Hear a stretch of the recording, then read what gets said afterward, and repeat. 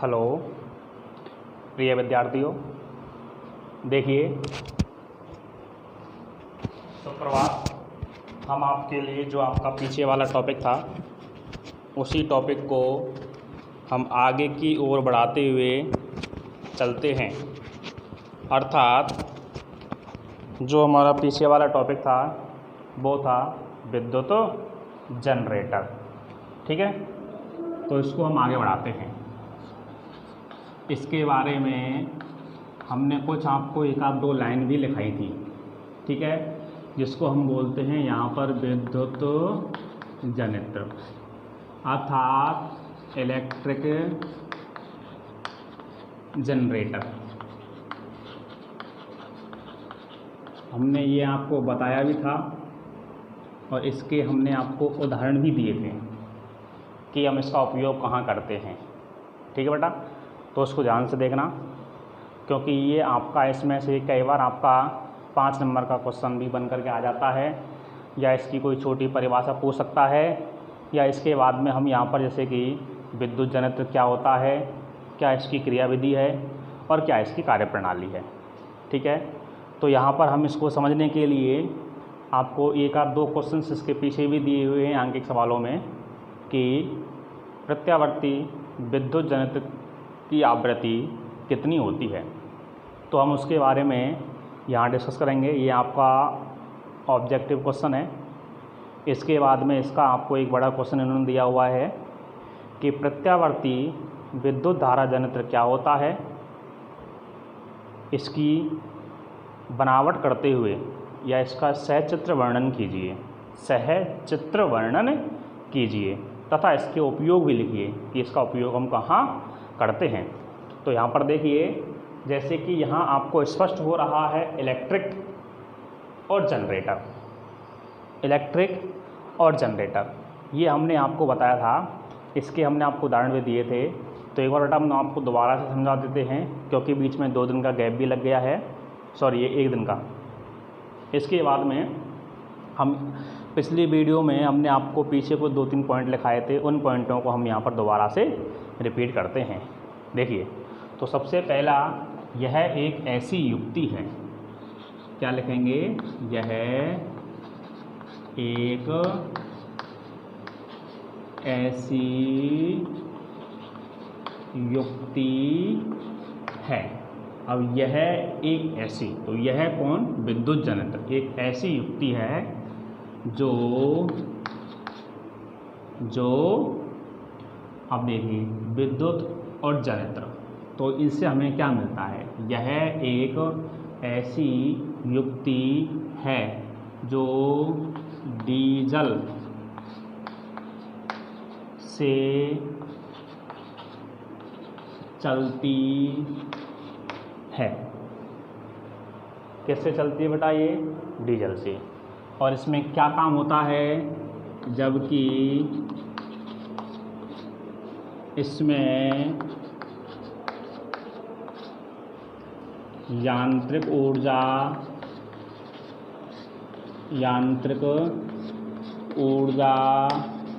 को विद्युत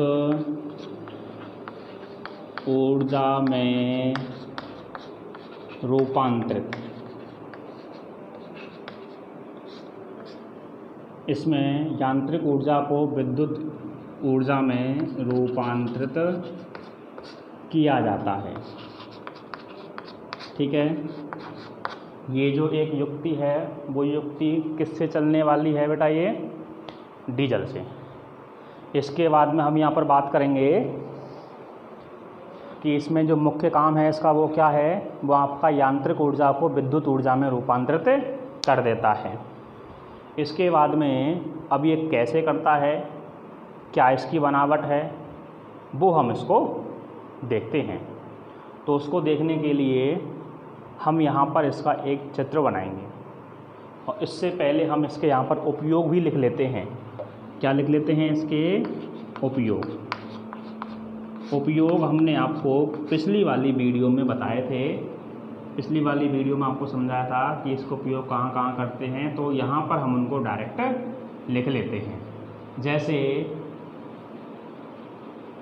हमारा घर है या आपने कोई बड़े घर देखे होंगे, अर्थात जिनमें आपके कई सारे कमरे बने होते हैं या आपकी कोई दुकान टाइप होती है, ठीक है। उनमें क्या होता है, कई बार जब बिजली चली जाती है, मतलब आपकी इलेक्ट्रिसिटी या लाइट चली जाती है, तो उसको हम दोबारा से रिसाइकल या काम में लेने के लिए हम उसको किससे जलाते हैं, घरों में इन्वर्टर चलाते हैं। किससे? इन्वर्टर से। लेकिन यहाँ जो बड़े तौर पर जो काम में लिया जाता है उसको हम बोलते हैं जनरेटर। बड़े लेवल पे जो काम लिया जाता है उसको क्या बोलते हैं हम?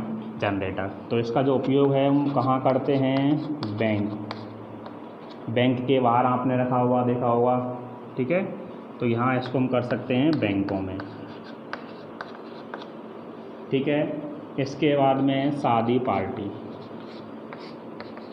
पार्टी में जो आपका डेकोरेशन होता है, तो कई बार यदि आपकी लाइट चली जाती है तो उस लाइट को दोबारा से चालू करने के लिए वहाँ पर एक जनरेटर रखा होता है, और उस जनरेटर को हम किससे चलाते हैं?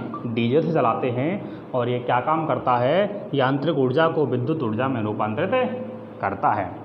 इसके बाद में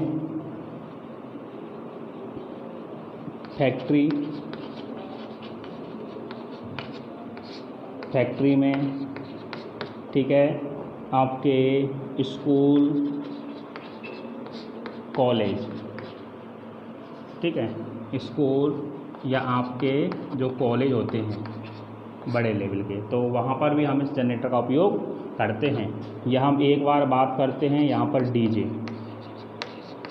डीजे वालों में, ठीक है, डीजे में, क्योंकि डीजे जो आपका होता है, जो शादी पार्टियों में हम जब डीजे को उपयोग में लेते हैं तो वहाँ हम उसमें बिजली नहीं देते हैं, तो वहाँ पर एक चलने वाला इंजन होता है, और आपको जो इंजन होता है वो डीजल से चलता है, और उसके पास में एक छोटी सी मोटर टाइप में मशीन लगी होती है, और उस मशीन को हम बोलते हैं अल्टरनेटर।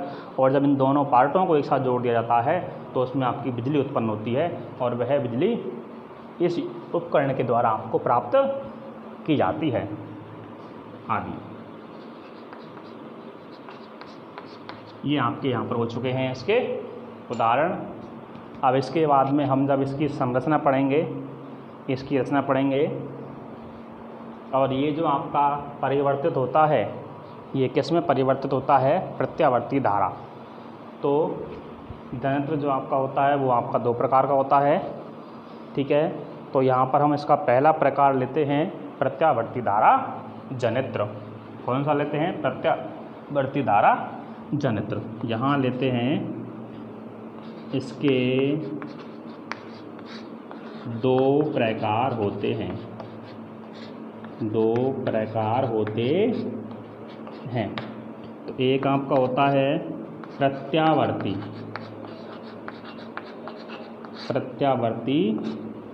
धारा जनयंत्र।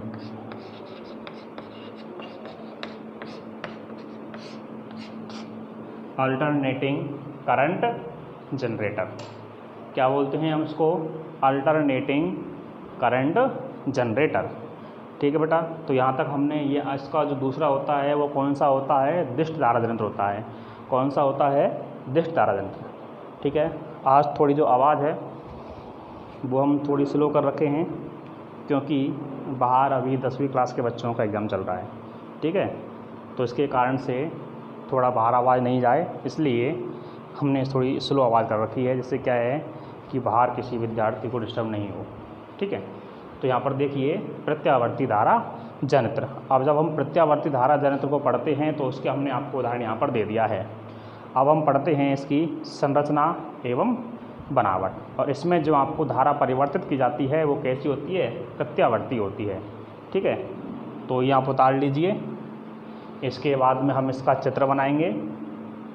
चित्र बनाने के बाद में हम इसको समझाएंगे कि इसके कितने पार्ट होते हैं और इसकी क्रियाविधि क्या होती है, इसकी कार्यशैली क्या होती है। तो ये आपने पहले ही उतार लिया होगा, ठीक है विद्यार्थियों।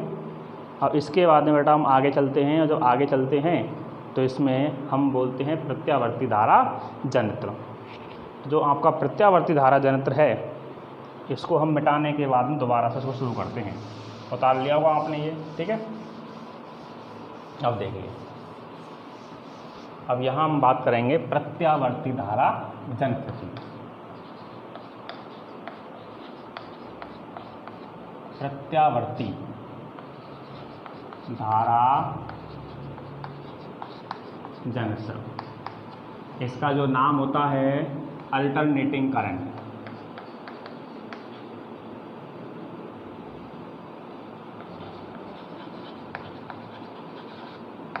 अल्टरनेटिंग करंट,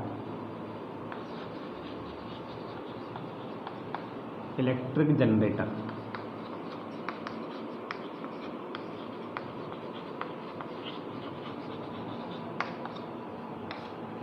या इसको हम बोलते हैं एसी धारा जनित्र, एसी धारा जनित्र या प्रत्यावर्ती धारा जनित्र। ठीक है, इसको जब हम काम में लेते हैं तो इसको हम क्या बोलते हैं, एसी जनरेटर भी कहते हैं या अल्टरनेटिंग करंट भी कहते हैं। और जो अल्टरनेटिंग करंट है इसका मतलब होता है प्रत्यावर्ती। क्या होता है इसका मतलब? प्रत्यावर्ती। ठीक है, तो यहाँ जब हम इसको पढ़ते हैं तो इसको लिखेंगे इस युक्ति के द्वारा, इस युक्ति के द्वारा यांत्रिक ऊर्जा को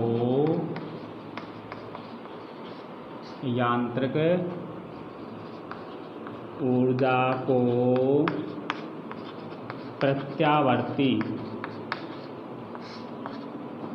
धारा में बदला जाता है।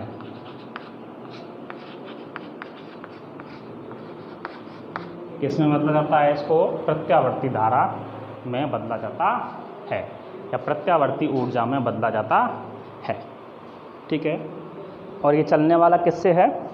डीजल से। कैसे चलता है बेटा? ये डीजल से। और जब ये आपका डीजल से चलता है तो इसको हम देखते हैं कि इसके भाग क्या हैं। तो सबसे पहले हम यहाँ पर बनाते हैं इसका चित्र। क्या बनाते हैं? इसका चित्र। तो चित्र जब इसका बनाते हैं तो चित्र बनाने के लिए सबसे पहले इधर आपको चुंबक लेना है। क्या लेना है? चुंबक। और जो ये आपके चुंबक होते हैं ये आपके बड़े आकार के होते हैं। किसके होते हैं ये चुंबक? आपके बड़े आकार के। ठीक है, और जब ये आपके जो चुंबक होते हैं इन चुंबकों को रखा जाता है किसी एक क्षेत्र में, फिक्स कर दिया जाता है। और इन चुंबकों के बीच में, ठीक है, ये क्या बनता है? एक क्षेत्र बन जाता है। ठीक है, ये आपके चुंबक हैं। एक आपका चुंबक इसमें N सरा होता है, एक आपका, इसको हम यहाँ पर लिख देते हैं क्षेत्र चुंबक। क्या है ये आपका? क्षेत्र चुंबक। इनके बीच में यहाँ पर हम इस प्रकार से एक कुंडली लेते हैं। क्या लेते हैं? कुंडली। और इसका जो नाम है वो हम लिख देते हैं ABCD, या आप इसको पूरा आयताकार कर लीजिए। ठीक है, जैसे आपको दिक्कत नहीं हो, बाकी चित्र आपका ये बनता है, इस प्रकार से कर लीजिए।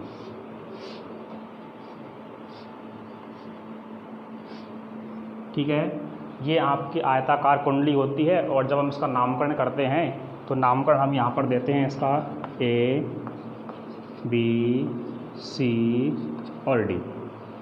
इसको हम यहाँ पर थोड़ा नीचे लेते हैं और नीचे हम इसको किसी एक स्लिप रिंग के कारण हम इसको जोड़ देते हैं। तो यहाँ पर हम इसको किसके कारण जोड़ देते हैं? इसकी स्लिप रिंग के कारण। ठीक है, तो इनको आपको एक बार आराम से चित्र को समझ लेना है। और जो आपका ये चित्र है, अर्थात हम इसको यहाँ पर एक इस प्रकार से ऐसे एक युक्ति के द्वारा हम इसको जोड़ देते हैं। ठीक है,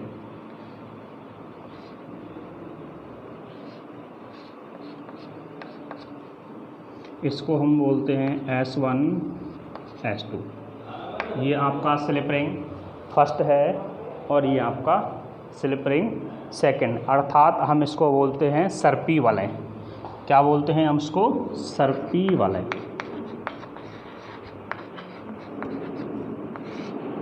सर्पी वलय S1 एंड S2। इसके बाद में हम जब इसको यहाँ पर किसी एक परिपथ से ऐसे जोड़ते हैं, ये ठीक है, इसको यहाँ पर हम एक वस्तु से और जोड़ते हैं, तो ये हमारा होता है लोड, जो हम यहाँ पर अपना सामान काम में लेते हैं। जैसे कि हम पंखा चलाते हैं, सीढ़ी चलाते हैं, टीवी चलाते हैं या लाइट्स जलाते हैं, तो इसके आधार पर हम इसको क्या कहते हैं, लोड कहते हैं। और ये आपकी क्या होती हैं, स्लिप रिंग या आपकी सर्पी वलय होता है। और इसके पास में जब हम इसको इनसे जोड़ते हैं तो इसको हम बोलते हैं ब्रुश। क्या बोलते हैं बेटा, इसको ब्रुश बोलते हैं, ठीक है। और यहाँ पर हम इसको इस प्रकार से ऐसे इसको दो भागों में बांट देते हैं, ठीक है। तो ये जो इसका पार्ट होता है, इसको हम जब घुमाते हैं तो देखिए सबसे पहला जो इसका चुंबक हो गया, और जो आपका ये वाला हिस्सा होता है इसको हम बोलते हैं कुंडली। क्या बोलते हैं, कुंडली। तो यहाँ पर इस संरचना के मुख्य 4 भाग कौन कौन से हो गए बताओ बेटा, क्षेत्र चुंबक, कुंडली, लोड और आपका एक ब्रुश होता है, एक आपका इधर सर्पी वाला होता है। तो इसके मुख्य आपके 4 भाग होते हैं, क्षेत्र चुंबक, कुंडली, सर्पी वलय और ब्रुश। ये आपका यहाँ पर हमने एक छोटा सा चित्र बनाया गया है, और इस चित्र की सहायता से हम इसको समझेंगे। बाकी यहाँ हमने इतनी अच्छी डिज़ाइनिंग नहीं की है, आप केवल इस चित्र को समझना है, ठीक है। तो ये इसका जो पार्ट होता है, हम इसको यहाँ से ऐसे इस प्रकार से घुमाते हैं। ये क्या है, इसका रोटेशन है, और यहाँ पर भी ये इस प्रकार से ऐसे घूमेगा। अब जब ये आपका इस प्रकार से ऐसे घूमता है, तो घूमने के बाद में अब देखिए जो आपका यहाँ पर ये कुंडली रखा हुआ है, क्या रखा हुआ है, कुंडली। और ये आपका कुंडली है, हम इसको पहले इसके भाग लिख लेते हैं, फिर हम इसकी बनावट के ऊपर चलेंगे। तो इसके यहाँ लिखते हैं प्रत्यावर्ती धारा जनित्र के या AC जनित्र के 4 भाग होते हैं। कितने भाग होते हैं बेटा, 4 भाग होते हैं। कितने होते हैं, 4। तो जो आपका पहला वाला भाग होता है उसको हम बोलते हैं क्षेत्र चुंबक, और जो आपका दूसरा वाला भाग होता है उसको हम बोलते हैं कुंडली। क्या बोलते हैं उसको, कुंडली बोलते हैं, ठीक है। पहला वाला आपका ये हो गया, दूसरा आपका कुंडली हो गया। और जो इसका एक नाम और होता है उसे हम बोलते हैं आर्मेचर। इसके बाद में जो इसका तीसरा वाला भाग होता है उसको हम बोलते हैं सर्पी वलय, और जो आपका चौथा भाग होता है वो आपका भाग होता है ब्रुश। अब देखिए, अब हम यहाँ पर इसके एक भाग को लेते हैं और उसको हम पढ़ते हैं क्या, क्षेत्र चुंबक। इस क्षेत्र चुंबक को हम बोलते हैं मैग्नेटिक फील्ड या फील्ड मैग्नेटिक फील्ड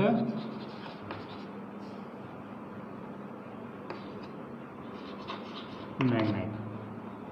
क्या बोलते हैं इसको हम, फील्ड मैग्नेट, ठीक है। तो इसको जब हम बात करते हैं FIELD फील्ड और MAGNET, ये सही कर लीजिए, MAGNET मैग्नेट है, मैग्नेटिक नहीं, ठीक है।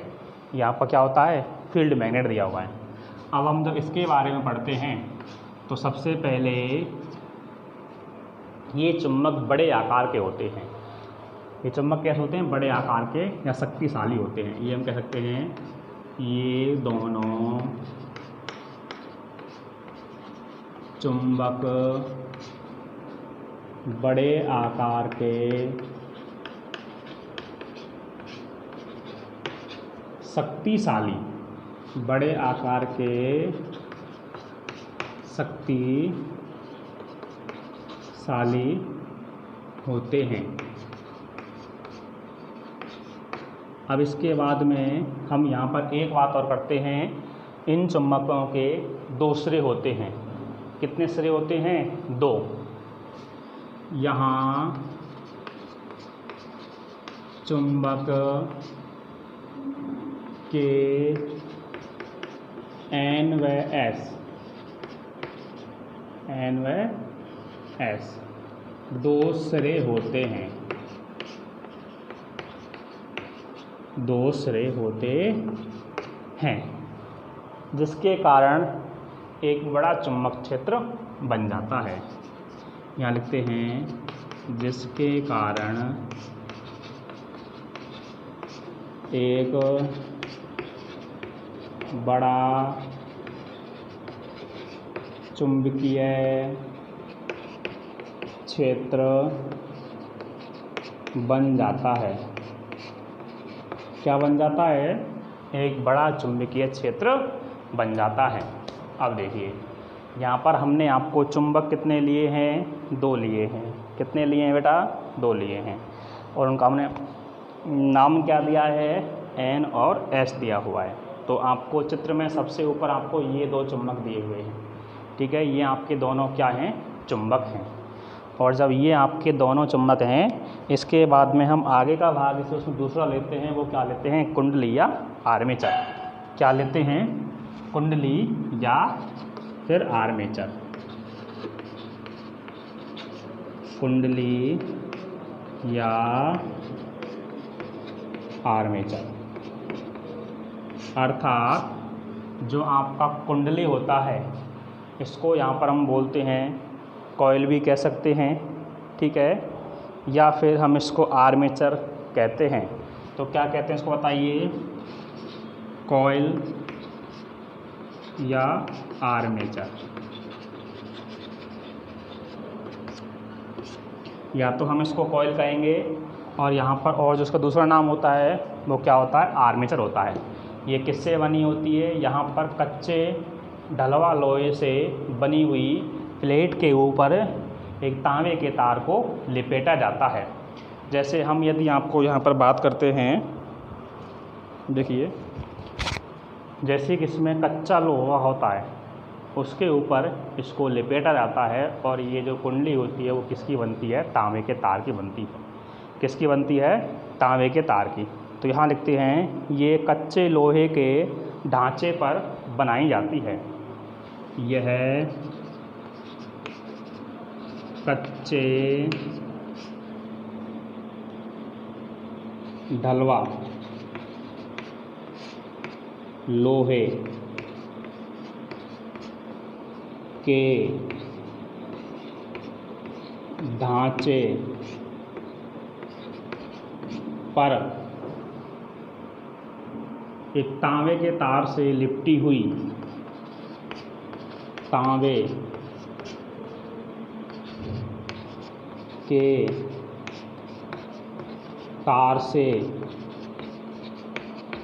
लिपटी हुई संरचना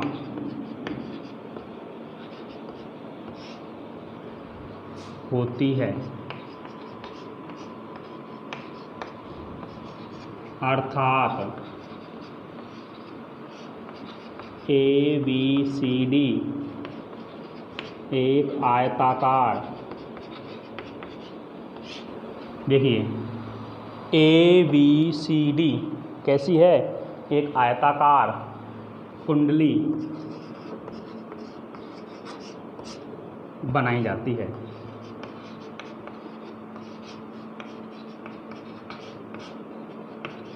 ये आपके यहाँ पर 2 भाग आपके यहाँ पर हो गए हैं, ठीक है। इसके बाद में हम यहाँ पर तीसरा भाग लेंगे और आपको चौथा भाग लेंगे।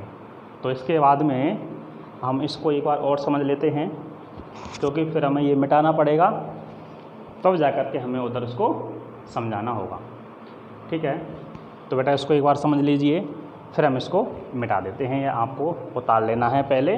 देखिए यहाँ पर आपके 2 चुंबक हैं, ये तो हमने पढ़ ही लिया है। यहाँ की आपकी धारा किस में बदलेगी? AC में बदलेगी। इसके बाद में यहाँ पर आपके 2 चुंबक होते हैं। ये दोनों चुंबक कैसे होते हैं? बड़े एवं अति शक्तिशाली होते हैं, ठीक है, जिनके कारण एक बड़ा क्षेत्र यहाँ पर बन जाता है। और ये जो आपका जो बड़ा क्षेत्र बनता है, ये क्षेत्र किसके कारण बनता है? विद्युत चुंबक के कारण। ठीक है, तो इस क्षेत्र के कारण यहाँ पर आपका एक बड़ा क्षेत्र बन जाता है, और बड़ा क्षेत्र जब बन जाता है तो इसके बीच में यहाँ पर एक कुंडली ABCD रखी गई है, और ये जब कुंडली ABCD को हम घुमाते हैं, इसकी जो क्रियाविधि पढ़ेंगे तब आपको बताएंगे कि ये कैसे कार्य करती है। ठीक है, अभी हम केवल इसके भागों के बारे में बता रहे हैं। तो पहला भाग क्षेत्र चुंबक, जो इसका एक शक्तिशाली या बड़े आकार की चुंबक होती है। ठीक है, और इसके सिरे होते हैं 2, एक आपका N और एक आपका S। हम इसको इसके यहाँ पर इस प्रकार से इसको लिख भी सकते हैं, NS। ठीक है, इसके बाद में ये आपके यहाँ पर 2 चुंबक होते हैं N और S। इसके बाद में अगला वाला जो पार्ट हमने यहाँ पर लिया है वो क्या है? कुंडली है। क्या है बेटा? वो यहाँ पर कुंडली है। और जब हम इस कुंडली को यहाँ पर पढ़ते हैं तो ये कुंडली आप देखिए एक आयताकार दिखती है। कैसी दिखती है? एक आयताकार। अर्थात ये देखिए, जैसे कि ये आपका एक अखबार है। इस अखबार पर जब हम यहाँ पर लपेटते हैं तो इसके सामने, इसके चारों ओर इस प्रकार से एक आयताकार रूप में ये आपको बना हुआ है। ये आप सभी जानते हैं कि ये आपका क्या है बेटा? एक आयत बन रहा है। इसमें इधर देखिए, ये जो आपको जो संरचना दिखी गई है ये किसकी है? एक आयत के समान है। तो इसी प्रकार से हमने यहाँ पर एक कुंडली ABCD एक आयताकार लिया हुआ है। तो यहाँ हमने क्या लिखा हुआ है? यह कच्चा ढलवे लोहे के ढांचे पर तांबे के तार से लिपटी हुई एक संरचना होती है, और इस अर्थात ABCD एक आयताकार कुंडली बनाई जाती है। तो यहाँ पर जो कुंडली बनाई गई है ABCD बनाई गई है, और ये कैसी है? आयताकार है। अब ये कुंडली कैसे घूमती है, कैसे कार्य करती है, कैसे इसकी क्रियाविधि है, वो हम इसकी आगे पढ़ेंगे। इसके बाद में अभी जो आपका यहाँ पर तीसरा वाला भाग है वो कौन सा है? सर्पी वलय। और चौथा वाला आपका भाग है जो ब्रुश, जो आपकी विद्युत धारा को एकत्रित यहाँ पर करता है। ठीक है, तो आप इसको उतार लीजिए। इसके बाद में हम इसमें आगे तीसरा वाला भाग लिखते हैं सर्पी वलय। उतार लीजिए इसको। उसके बाद में हम आपको आगे बताते हैं कि सर्पी वलय क्या होता है।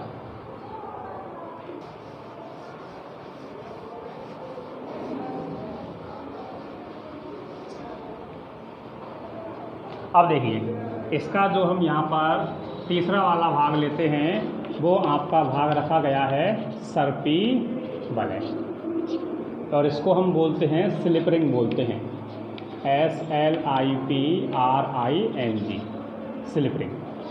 ठीक है, अब ये स्लिप रिंग से ही आपको समझ में आ रहा है कि स्लिप होना अर्थात किसी चीज़ का फिसलना, स्लिप होना अर्थात किसी चीज़ का फिसलना।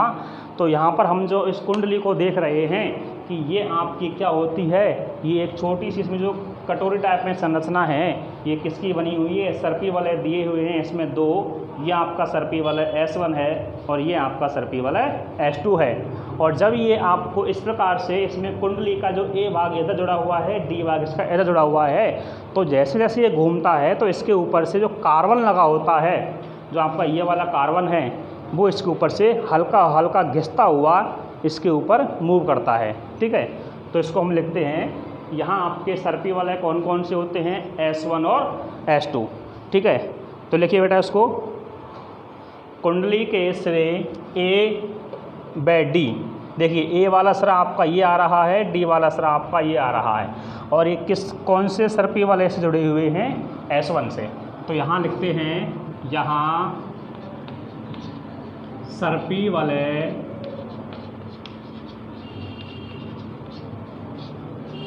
S1 को, सर्पी वलय S1 को कुंडली के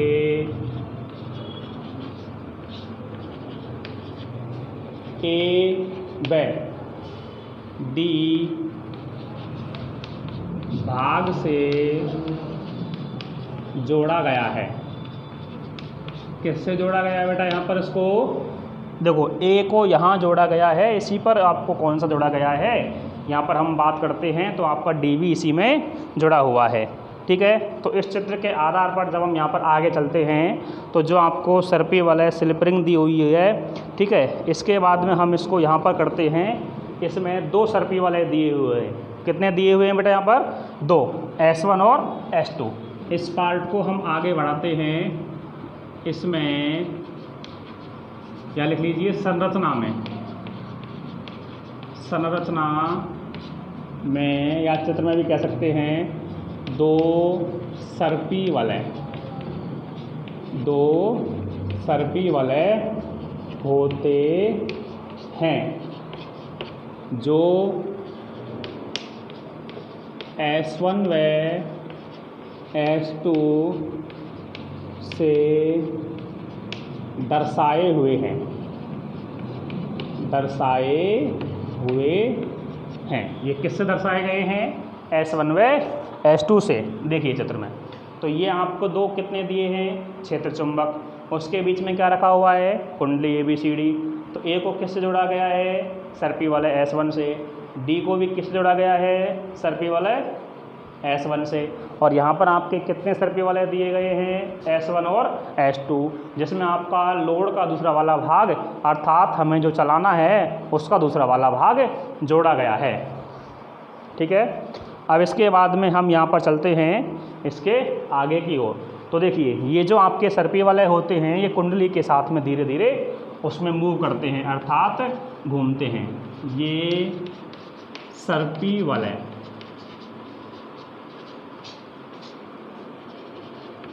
कुंडली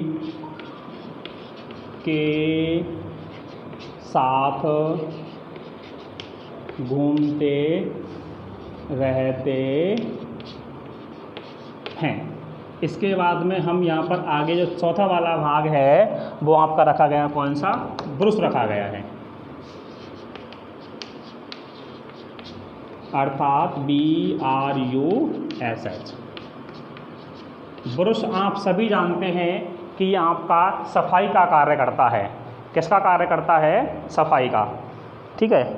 जैसे कि आपके कई तरह की ब्रशें होती हैं, कपड़े धोने वाले अलग होती है, कोलगेट करने वाले अलग होती है, लेकिन यहाँ पर जो आपका जो ब्रश होता है ये आपका ब्रश किससे बना होता है? कार्बन से बना होता है, अर्थात काले काले एक ऐसे पदार्थ से बना होता है। जब ये आपके स्लिप रिंग या आपके सर्पी वलय के ऊपर जब ये घूमता है तो इसमें एक छोटी सी चिंगारी के रूप में, मतलब चिंगारी सी पैदा होती है। और जब आपकी चिंगारी सी पैदा होती है तो ये उसमें उसको इसके घूमने की संख्या को दर्शाता है कि ये कितनी बार आपको घूम रहा है, और उतना ही बार ये इसको स्पर्श करते हुए, मतलब स्लिप करते हुए लगातार घूमता रहता है। तो यहाँ पर जब हम बात करेंगे कि ये ब्रश किसके बने होते हैं? कार्बन के बने होते हैं। तो यहाँ लिखेंगे ये ब्रश कार्बन धातु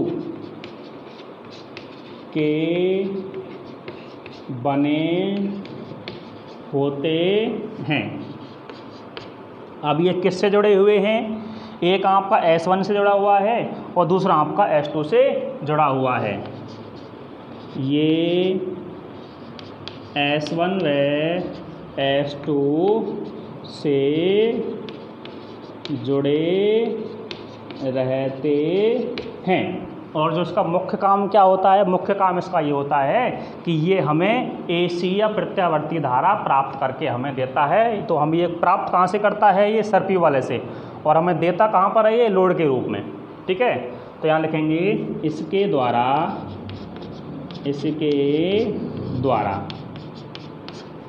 प्रत्यावर्ती धारा प्राप्त की जाती है। तो इसके द्वारा, किसके द्वारा? कार्बन के द्वारा। और कार्बन इसमें किसका बना होता है? उसको हम क्या बोलते हैं? ब्रश बोलते हैं। किसका होता है? ये ब्रश का होता है। तो यहाँ पर हम सीधा भी कह सकते हैं कि जो आपका ब्रश होता है ये ब्रश कार्बन धातु के बने होते हैं। और ये सर्पी वलय से स्पर्श होकर के जब ये घूमते, सर्पी वलय जब घूमता है कुंडली के साथ में तो उससे स्पर्श होकर के ये इसमें प्रत्यावर्ती धारा को इकट्ठा करके उसको हमें लोड के रूप में देता रहता है। और ये जो आपके सर्पी वलय हैं वो किससे जुड़े हुए हैं? ब्रश किससे जुड़ा हुआ है? लोड से भी इसको कनेक्ट किया गया है। क्या लिखते हैं? जिसके कारण हमें प्राप्त ऊर्जा या हमें ऊर्जा प्राप्त होती है, ऊर्जा प्राप्त होती है।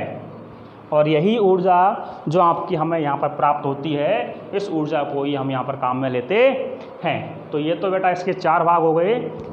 और अभी हम इसकी एक संरचना देखते हैं। संरचना के बाद में इसकी क्रियाविधि, ये अभी आपने पढ़ी है इसकी बनावट, और अब हम यहाँ पर पढ़ते हैं इसकी क्रियाविधि, ठीक है, कि जो इसका जो मुख्य काम है वो क्या है।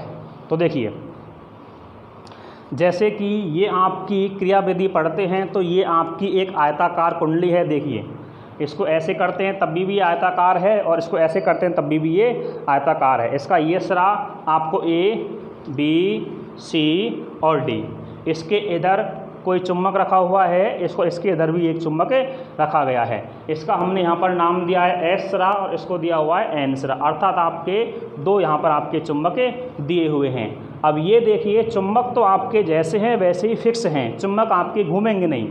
तो यहाँ पर जैसे ये कुंडली आपकी ऐसे है और इसको जब घुमाया जाता है तो देखिए ये कुंडली आपकी ऐसे ऐसे इस प्रकार से हो गई, अर्थात उस क्षेत्र के कैसे हो गई, लंबवत हो गई। कैसे हो गई, लंबवत। और जब ये ऐसे थी तो उसके कैसे थी, समांतर, अर्थात चुंबक के सीध में ये रखा गया है। और जब इसको ऐसे घुमाया जाता है और इसको घुमाने को हम बोलते हैं कौन सा, दक्षिणावर्त। और जब दक्षिणावर्त बोलते हैं तो इसमें यहाँ पर प्रत्यावर्ती जो धारा है, अर्थात इसमें जो उसका चुंबक है, जो धारा है वो यहाँ पर आपकी इसमें से घटती है। और जब ये आपकी धारा यहाँ पर घटती है तो इसमें फ्लक्स का मान बढ़ जाता है, ठीक है। तो फ्लक्स का मान जब बढ़ जाता है तो इसमें आपकी जो कुंडली है, एक बार इसमें दक्षिणावर्त घूमती है आधे सर्कल में। तो यहाँ से आपका जब ये बी आपको ऐसे दिया हुआ है और ये इस प्रकार से ऐसे घूमेगा तो क्या है, ये यहाँ से आपका B1 कह सकते हैं, और इसको में जो घूमता है तो इसको B2 कहते हैं। क्या कहते हैं इसको, B2। इसके बाद में जब ये दोबारा ऐसे घूमता है तो ये आपका एक पूर्ण सर्कल होता है, अर्थात इसका पूर्ण घूम जाता है। तो इस प्रकार से इसके पूर्ण घूमने के बाद में तो एक बार इसमें धारा आपकी नेगेटिव में अधिकतम होती है और एक बार आपकी धारा धनात्मक में अधिकतम होती है, और इसी के कारण हमें यहाँ पर प्रत्यावर्ती धारा प्राप्त होती है, ठीक है। तो ये जो आपकी क्रियाविधि है, ये हमने आपकी यहाँ पर क्रियाविधि समझाई है। तो इसमें हमें आपके कुछ पॉइंट लिखने हैं, ठीक है। तो यहाँ पर हमें जो इसके कुछ पॉइंटों को लिखते हैं तो वो आप देख लीजिए। क्रियाविधि हमने आपको समझा दी है, और यही आपका एक निश्चित जो कलांतर होता है, इस निश्चित कलांतर के बाद में इसमें धारा प्रत्यावर्ती हमें प्राप्त होती है।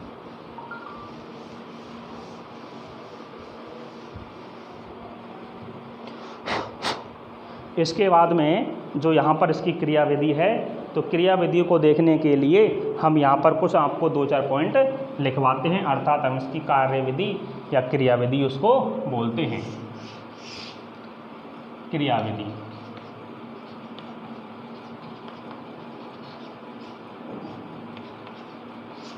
देखिए इसमें क्या करते हैं, यहाँ पर आपका एक जो आपको आयताकार प्लेट दिया हुआ है, उस आयताकार प्लेट को हम यहाँ पर कुंडली बोलते हैं। क्या बोलते हैं, कुंडली बोलते हैं। तो इसमें आपको यांत्रिक ऊर्जा किस में बदलती है, विद्युत ऊर्जा में बदलती है। तो देखिए यहाँ देखिए, कुंडली के घूमने से, कुंडली के लगातार लंबवत व समांतर घूमने से, लंबवत व समांतर घूमने से इसमें आपका फ्लक्स परिवर्तन होता है।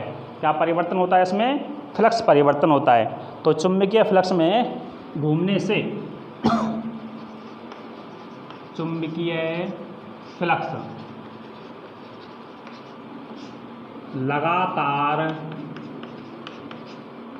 परिवर्तित होता है, जिसके कारण प्रत्यावर्ती धारा जिसके कारण प्रत्यावर्ती धारा प्राप्त होती है। ठीक है, अब यहाँ बात करते हैं कुंडली ABCD, कुंडली ABCD को आधे समय दक्षिणावर्त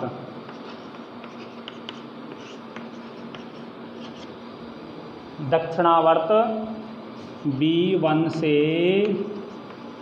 B2 तथा शेष आधा समय वामवर्त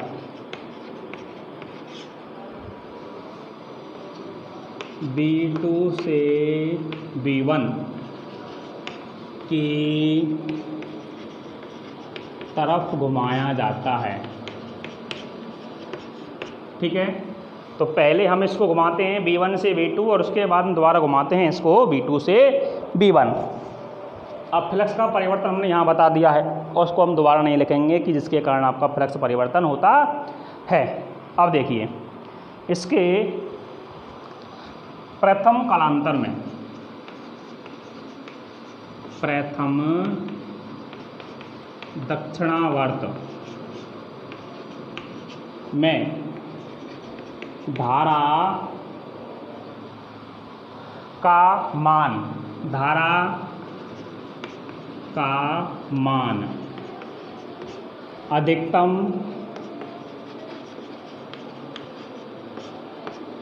व दूसरे वामवर्त में धारा न्यूनतम परिवर्तित होती है। इसी कारण धारा प्रत्यावर्ती प्राप्त होती है, जो एक पूर्ण कालांतर या पूर्ण चक्कर को दर्शाती है। पूर्ण चक्कर को क्या करती है, ये दर्शाती है। ठीक है, अब यहाँ हम बात करते हैं कि भारत में प्रत्यावर्ती धारा, और इसी को हम क्या बोलते हैं, प्रत्यावर्ती धारा कहते हैं, दर्शाती है। जैसे ऊपर लिख दिया, प्रत्यावर्ती धारा प्राप्त होती है, या जिसे प्रत्यावर्ती धारा कहते हैं। ये सभी आपको उतार लेना है बेटा। ठीक है, इसको हम क्या बोलते हैं, प्रत्यावर्ती धारा कहते हैं। और भारत में जो आपके प्रत्यावर्ती धारा की आवृत्ति होती है वो कितनी होती है, 50 हर्ट्ज होती है। और इसका जो हर्ट्ज क्यों लिखा गया है, क्योंकि आवृत्ति का मात्रक कितना होता है, 50 होता है। और अर्थात ये 1 सेकंड में यहाँ पर जो आपकी इसकी कुंडली है वो कितना पूर्ण चक्कर पूरा करती है, 50। क्या लिखेंगे, भारत में 50 हर्ट्ज आवृत्ति प्राप्त होती है। कितनी प्राप्त होती है आपको यहाँ पर आवृत्ति, 50 हर्ट्ज। और यही से आपका एक अवैध है या आपका विकल्पात्मक क्वेश्चन दिया हुआ है कि भारत में आवृत्ति का मान कितना होता है। तो भारत में आपकी जो आवृत्ति का मान होता है वो आपका 50 हर्ट्ज प्राप्त होता है। और यहाँ लिखेंगे अतः यह 1 सेकंड में 50 बार चक्कर लगाती है। ठीक है, इसके बाद में हम इसको यहाँ पर एक बार और देख लेते हैं क्रिया विधि हमने क्या लिखा है, ये जो आपकी कुंडली है ये लगातार घूमती रहती है और एक बार ये उसके समांतर आती है और एक बार ये उसके लंबवत आती है। और समांतर लंबवत का मतलब है कि इसमें धारा का मान परिवर्तन होता है। जब धारा का मान परिवर्तन होगा तो इसमें फ्लक्स का मान भी परिवर्तन होगा। तो एक बार हम इसको घुमाते हैं दक्षिणावर्त और B1 से B2 और इसके बाद में शेष आधे भाग में घुमाते हैं इसको वामवर्त तथा इसका उत्तरावर्त, इसका उल्टा घुमाते हैं। तो ये जो आपका इसमें जो घूमना होता है वो B2 से B1 होता है। ऑटोमेटिक हमें पता है कि जब हम B1 से B2 जा रहे हैं तो इसका सीधा परिवर्तन है और B2 से B1 आ रहे हैं तो ये कैसा है, इसका उल्टा परिवर्तन है। और इसी के कारण हमें इसमें विद्युत धारा का मान एक बार धनात्मक में अधिकतम मिलता है और एक बार आपका ऋणात्मक में न्यूनतम मिलता है। और जब ये आपका मान न्यूनतम अधिकतम होता है तो इसी कारण आपको प्रत्यावर्ती धारा प्राप्त होती है। और इसका जो एक पूर्ण कालांतर होता है और इसी पूर्ण कालांतर को दर्शाती है जिसे हम यहाँ पर प्रत्यावर्ती धारा कहते हैं। और आपको भारत में 50 हर्ट्ज की आवृत्ति हमें प्राप्त होती है। तो इसको आप एक बार उतार लीजिए, ठीक है।